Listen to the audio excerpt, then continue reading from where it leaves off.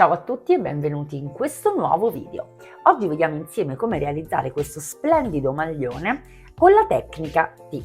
Prima di passare all'occorrente e al vero e proprio tutorial vi invito a iscrivervi al canale qualora non lo aveste ancora fatto e a seguirmi su tutti i miei social, vi lascio il link in descrizione. Per realizzare questo progetto ho utilizzato due filati di due case differenti. Ebbene, ho abbinato il Chuck nella variante ottaneo di casa Tessiland alla Colora Magic Baby di casa Tre Sfere nella variante verde sfumato. Come vedete abbiamo una coppia davvero vincente. Uncinetto numero 3 per questa lavorazione, serviranno ago da lana, marcapunti e forbici. Direi che possiamo iniziare.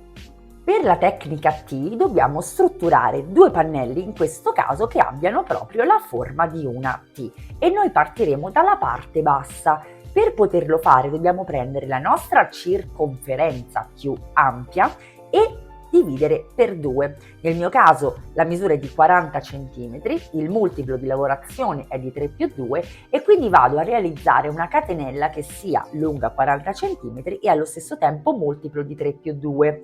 Naturalmente in questo caso vi faccio vedere una lavorazione su campione. Ho realizzato 12 catenelle, ne aggiungo altre 2. Filo sull'uncinetto, entro nella quarta dallo stesso e realizzo una maglia alta non chiusa, filo sull'uncinetto, entro nello stesso punto e realizzo una seconda maglia alta.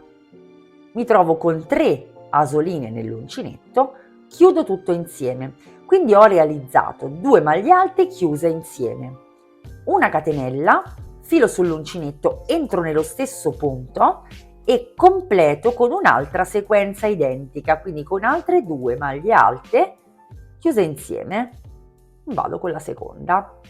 Ho creato in questo modo una sorta di punto V un po' più cicciottello, vedete? Vado a marcare subito la catenella prima del punto, vedete? La catenella prima del punto, per non perdere il segno e strutturare poi un pannello perfettamente diritto. Filo sull'uncinetto, saltiamo 2 catenelle, entriamo nella terza e replichiamo lo stesso identico lavoro, quindi 2 maglie alte chiuse insieme, una catenella, entro nello stesso punto col filo sull'uncinetto, 2 maglie alte chiuse insieme. E questo è il punto che noi lavoreremo per tutto quanto il nostro progetto, quindi molto semplice. Continuiamo così fino alla fine della riga, vi faccio vedere come si conclude e vi faccio vedere anche il cambio di colore. Arrivati alla fine della nostra riga, con il filo sull'uncinetto realizzeremo soltanto una maglia alta nell'ultima catenella disponibile. In questo modo. Fatto ciò, realizziamo 3 catenelle, voltiamo il lavoro. Io marco la terza catenella e adesso vado a lavorare col filo sull'uncinetto un punto V un pochino più cicciottello all'interno dello spazio della catenella sottostante. Quindi filo sull'uncinetto, entro nel foro con 2 maglie alte chiuse insieme, una catenella, 2 maglie alte chiuse insieme e continuo a lavorare appunto in questi fori fino alla fine della riga. Come precedentemente detto, filo sull'uncinetto e vado a realizzare una sola maglia alta nella catenella che ho marcato. Quindi ogni riga inizia e finisce con una maglia alta o 3 catenelle a seconda, che io vado a marcare di volta in volta per assicurarmi di avere un pannello perfettamente diritto. Ma cosa succede quando vado a cambiare il colore?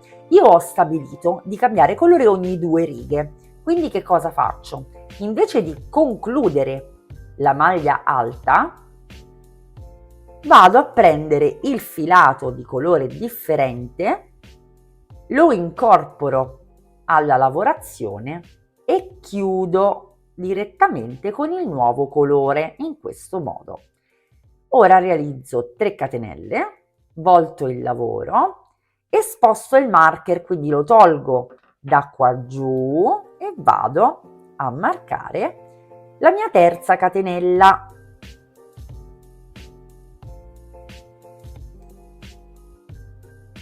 In questo modo, e riprendo filo sull'uncinetto, entro nello spazio tra le due coppie di 2 maglie alte chiuse insieme e inizio con la stessa sequenza: 2 maglie alte chiuse insieme, una catenella, 2 maglie alte chiuse insieme. Questo è lo schema che noi dovremmo andare a replicare per tutto il nostro progetto. Per quanto dobbiamo alzarci, dobbiamo fermarci all'altezza del sottomanica.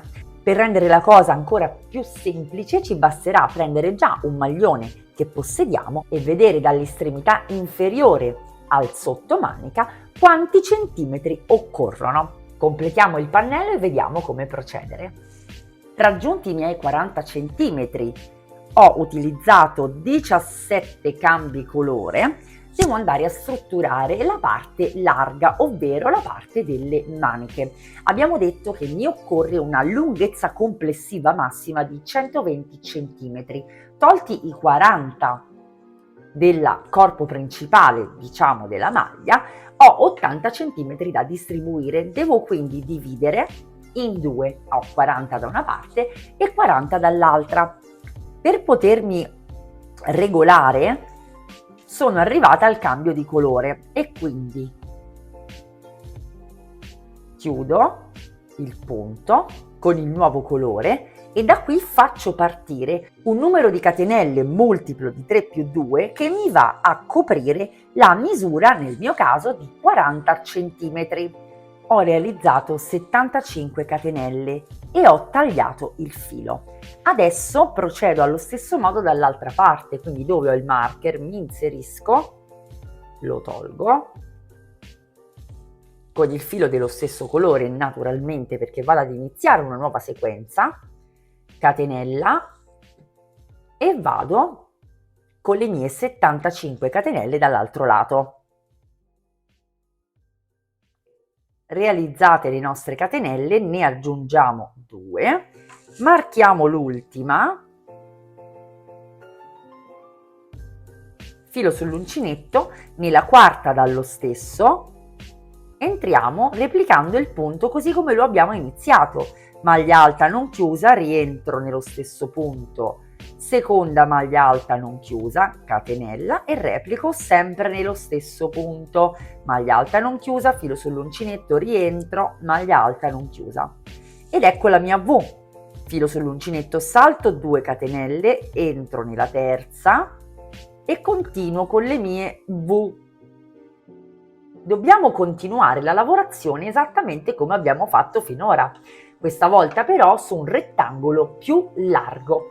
Nel mio caso appunto è 120 cm e continuo con questo tipo di scambio di colore come niente fosse per altri 18 cm, che sono i centimetri che corrispondono al mio scalfo manica. Voi procederete per i centimetri che vi occorrono ad arrivare al vostro scalfo.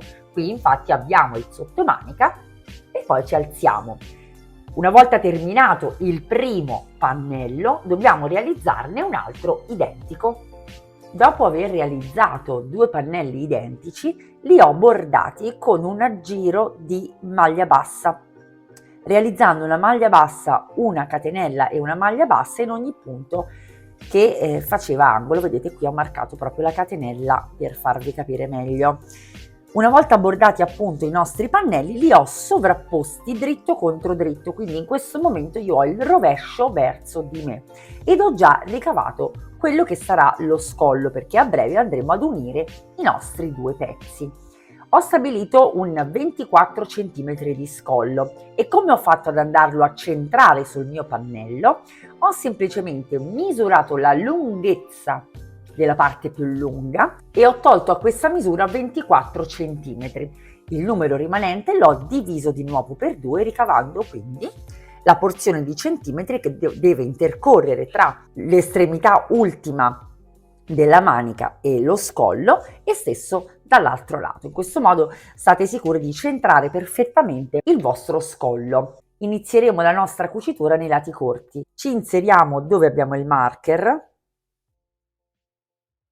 prendendo la costina interna dei punti di entrambi i pannelli. Incorporiamo il filo.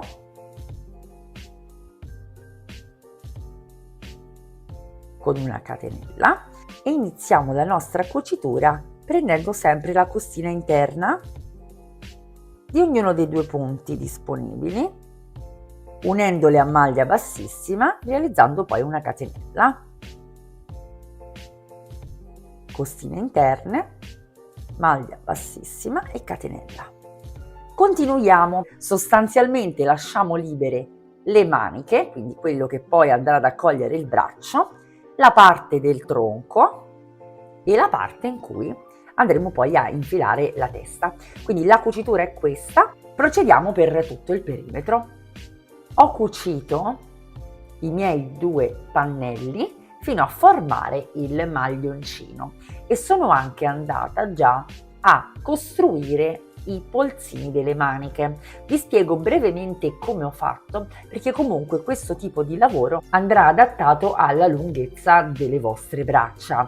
Io ho realizzato, agganciandomi con il filo nel bordo della mia manica, 3 righe costituite da una maglia alta e una diminuzione, una maglia alta e una diminuzione, quindi 3 righe in questo modo, e poi ho realizzato 6 righe di maglia alta lavorando i punti come si presentano, quindi senza andare più a diminuire, provando man mano la manica per vedere fin dove continuare a lavorare e poi fermarmi. Quindi ripeto, questa è la misura della mia manica, per questo vi consiglio di provare man mano.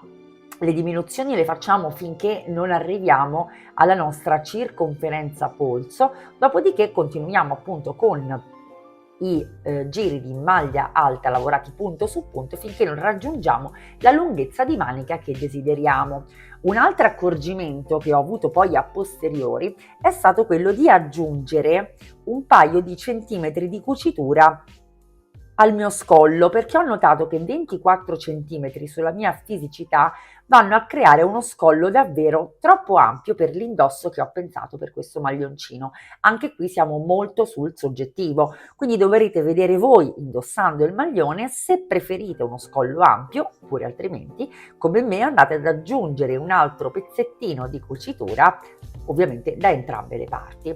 Il progetto è terminato. Per realizzarlo ho impiegato 200 g di Chuck nella variante ottanio e 200 g di Colora Magic Baby. Spero che questo tutorial vi sia piaciuto e vi invito a iscrivervi al canale qualora non lo aveste ancora fatto ed anche a seguirmi su tutti i miei social, vi lascio il link in descrizione. Come al solito vi auguro una fantastica settimana e vi do appuntamento a lunedì prossimo con un nuovo tutorial.